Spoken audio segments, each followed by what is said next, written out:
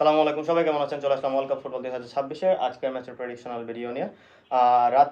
রাত নয়, ভোর 5টার সময় যে দুটি দল মাঠে নামছে, নেদারল্যান্ড এবং তুনিশিয়া। নেদারল্যান্ড এবং তুনিশিয়ার গ্রুপ স্ট্যান্ডিংসে নেদারল্যান্ড বেশ কিছুটা এগিয়ে আছে। বর্তমান সময়ে তারা গ্রুপে প্রথম স্থান অধিকার করে রেখেছে, যদিও তাদের এবং জাপানের পয়েন্ট সমান, গোল ব্যবধানে নেদারল্যান্ড কিছুটা এগিয়ে আছে। যদি আজকের ম্যাচের প্রবাবল লাইন আপ নিয়ে কথা বলি, নেদারল্যান্ডের গোলকিপার পজিশনে বারভেতোগানকে দেখা যাবে।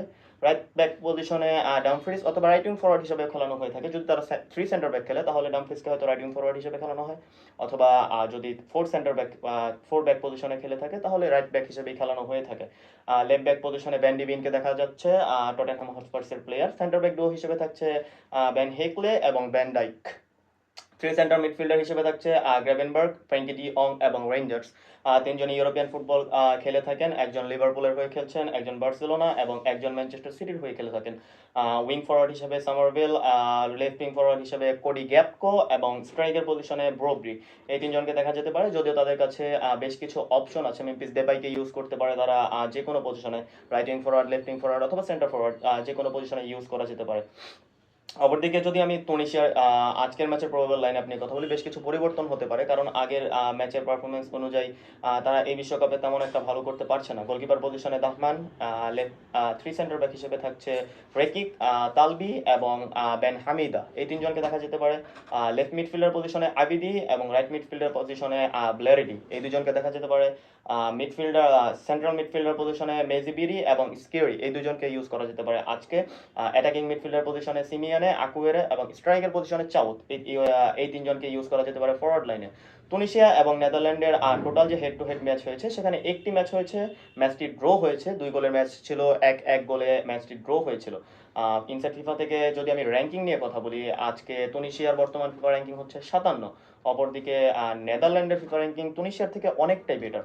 আপনারা যদি ফিফা র্যাঙ্কিং এর বিচারে আজকের ম্যাচ নির্ধারণ করতে বলতেন, তাহলে আমি বলতাম নেদারল্যান্ড অনেক বেশি এগিয়ে আছে, কারণ নেদারল্যান্ডের বর্তমান ফিফা র্যাঙ্কিং 8।